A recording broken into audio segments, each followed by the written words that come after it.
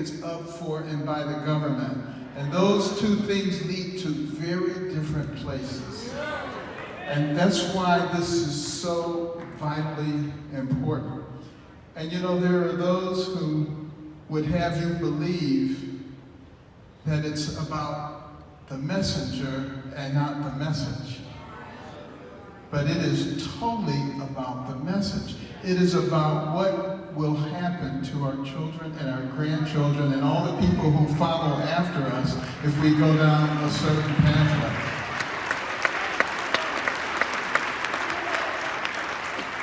And if you know some people who say, well, I like the president, but he just irritates me with his tweeting and with all of this stuff, and tell them, are you more concerned about your feelings or your grandchildren? Because that's what the decision is about. And you know, there are so many people who don't appreciate the nation that we live in. And they think it's a horrible place, and they say horrible things about it. Have we made some mistakes? Absolutely. We're inhabited by human beings. And human beings are imperfect, so they do imperfect things. But this is the dream destination for so many people throughout the world. If we were such a horrible place, why would people be forming caravans trying to get in here? That doesn't make any sense, does it? So, and there are those who want to bury our history. Now, you know, any history has good things and bad things. Have you ever read the Bible? You know? I mean, there's a lot of stuff in there that's not so cool, you know? The Old Testament gives support and foundation to the New Testament so that you understand why Jesus did what he did in order to save us, you know? And by the same token, we need to understand the history of our country, the good, the bad, and the ugly, because that helps us in many ways. Your history is what gives you your identity. And your identity is that thing upon which your beliefs are founded. And if you destroy all that, who are you? And then you become a blank slab, a tabula rasa for someone who can come along and easily tell you things and sway you in a completely different direction. Guess who knew that? Some of you who are older remember the name Nikita Khrushchev. He said, your grandchildren's children will live under communism, and we won't have to fire a shot. And what did he know? He knew what was necessary in order to convert our system. First of all, you have to gain control of the most valuable thing a person has. What is that? Your health. Socialized medicine. Vladimir Lenin said it is the linchpin to socialism. Think about that. You think about the things that are going on in our society right now. And then you have to increase poverty so that you can increase dependency upon the government. That is absolutely crucial. Now you say, well, how do you make a country as wealthy as ours poor? You increase the debt to unimaginable levels so that you can justify higher and higher taxes so you can transfer the wealth from the people to the government upon which people are dependent. All of this is in the process. We have to be smart enough to recognize what is going on. And then you have to gain control of the educational system so that you can indoctrinate the young people. Teach them a different history altogether of who we are.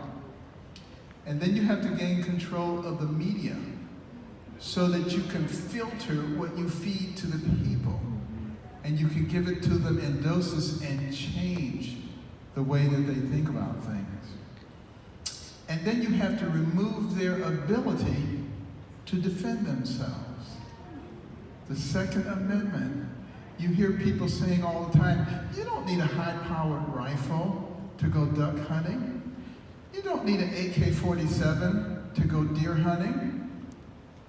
Newsflash, the Second Amendment is not about duck hunting or deer hunting.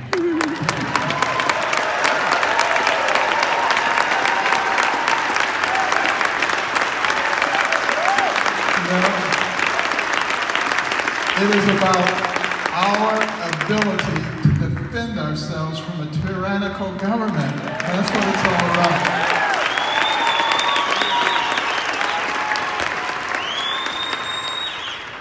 You're not going to do that with a pea shooter. So, and then the other thing that you must do to complete the transition, you must remove God and replace it with government. You want people not to depend on God, but to depend on government. And hence you see them making so much fun of people who are Christians. But we don't have to tolerate that. And you know, it is very important that we speak up. That we speak up for the country that we love. And that we love.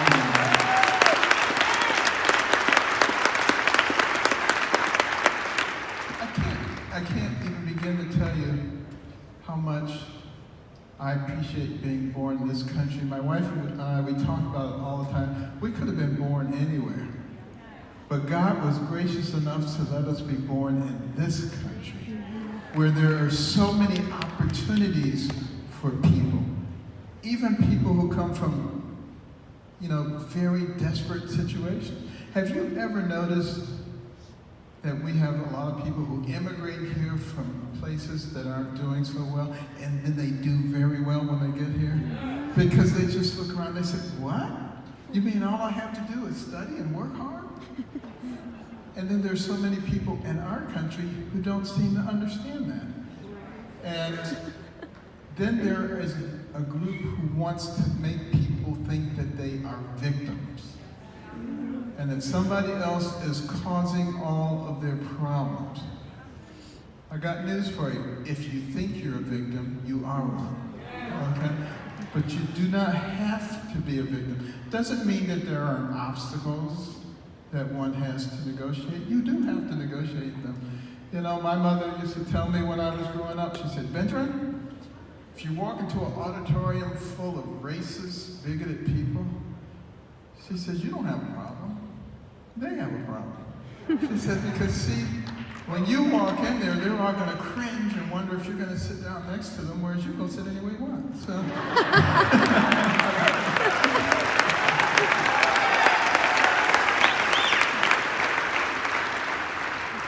so it's a problem if you make it a problem. But, we have so many people who are made to feel like victims, and they feel that somebody owes them something. And they feel that they can go rioting and breaking and smashing things and stealing. That has no place in our society. Then you have another group of people who are made to feel guilty. It's your fault. White guilt. And let me tell you something, it's a horrible combination. Black victimhood and white guilt. It results in horrible policies like defund the police. Just crazy stuff starts coming out of their mouth. And we have to speak out against it. There's so many people who don't want to speak up. They have the right attitude, they think the right way about our nation, but they just quietly sneak off and cower in a corner and hope no one calls them a racist or some other name.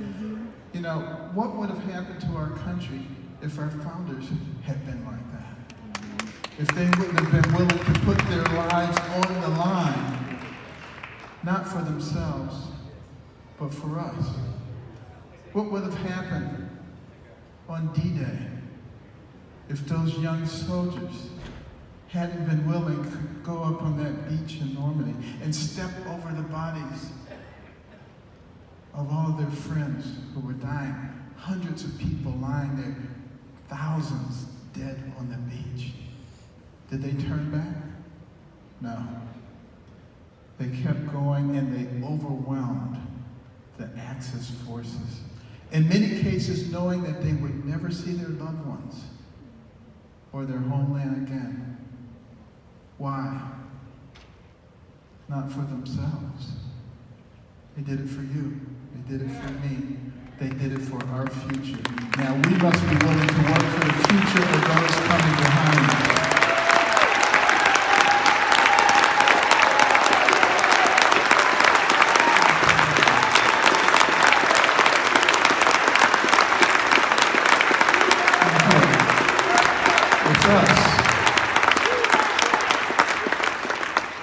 It's on us at this time. And you know, I had a lot of people telling me that I was a victim when I was growing up, that the system was against you, that there's no way that you're going to be able to be successful. But you know, I had the best weapon you can have. I had a terrific mother. And you know, if anybody could have claimed to be a victim, it was my mother. You know, she came from a huge rural family, desperate poverty, got married at age 13, trying to escape all that. They moved to Detroit. Years later, she discovered her husband was a bigamist. She had less than a third-grade education. But she never accepted the title victim. She always worked very hard, and she became a spy. Now, her cover was domestic, okay? And she would clean houses, one house to the next, but she was really spying on those people because she wanted to know why they were so successful.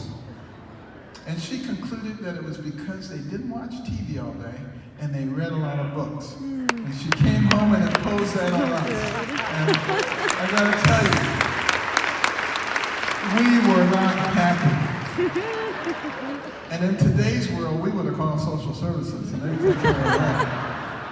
But we had to read those books, and first of all, I went from the bottom of the class, and so did my brother, to the top of the class. We were reading those books. The same students who were calling me dummy before were now saying, "Benny, how do you work this problem?"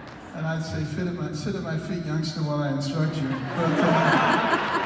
But you know, as I read these books about explorers and scientists and surgeons and entrepreneurs, and I began to realize that the person who has the most to do with what happens to you is you. It's not somebody else. It's not the society. It's nothing that anybody else can do to you. It's you. And what a difference that makes. And that's the same thing that Donald Trump recognizes. You know, I get so sick of people calling him a racist. You know, they loved him before he started running for president, remember? Then all of a sudden he became a racist. You know, Jesse Jackson gave him an award for all the opportunities that he presented to black people in New York. He moved to Palm Beach. He was on the forefront of integrating the social clubs that were segregated. As president, you know, criminal justice reform, First Step Act, opportunity zones, school choice, HBCU support. I mean, if he's a racist, he's the worst one ever.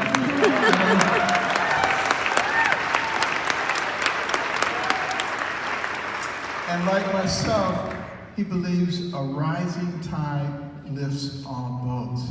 And that's why you had so many people doing so well before this coronavirus hit us. But it still created such a strong economic foundation that it's been able to withstand 6 months of shutdown. Think about that.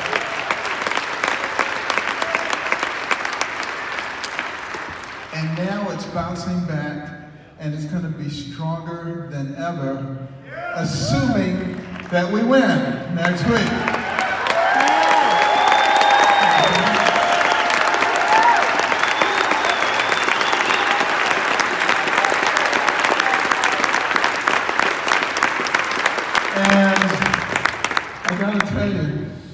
Saying how horribly he managed the coronavirus, the novel coronavirus thing. What a bunch of garbage, you know? I mean, shutting down travel from China before anybody else was talking about it, putting together a task force, you know, making more PPE available than anybody could possibly imagine. The man has done an incredible job. And quite frankly, if it were his predecessor, they'd be saying he's a genius, okay? But, you know, the fact of the matter is, this too will pass. This is not going to be with us forever. And we don't need to be basing everything on this. We need to be basing things on what was going on and what makes this a land of opportunity for everybody who comes here.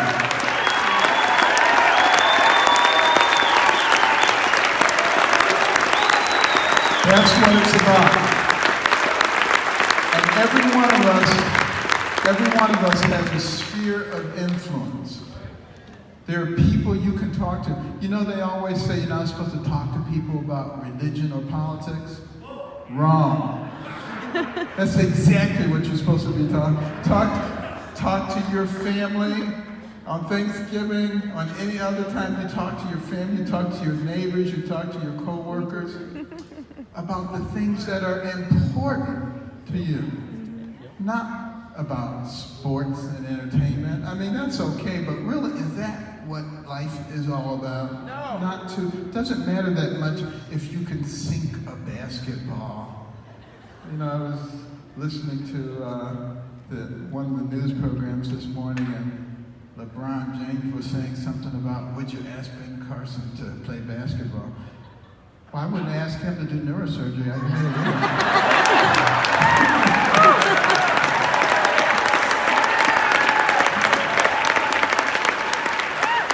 But use that sphere of influence. Don't cower in the corner. We have to be every bit as bold as the other side in proclaiming what we believe, because our young people are listening and they need to hear the other side of the argument, or they will just swallow it hook, line, and sinker. And the next time you're singing our wonderful Star Spangled Banner,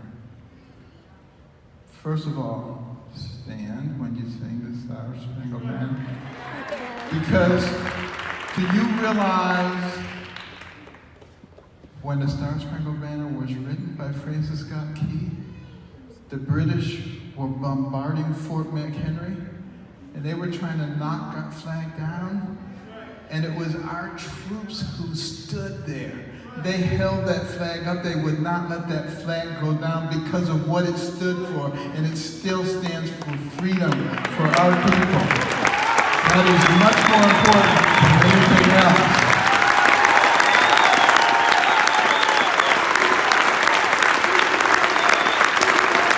This is our country. And let me just end by saying this.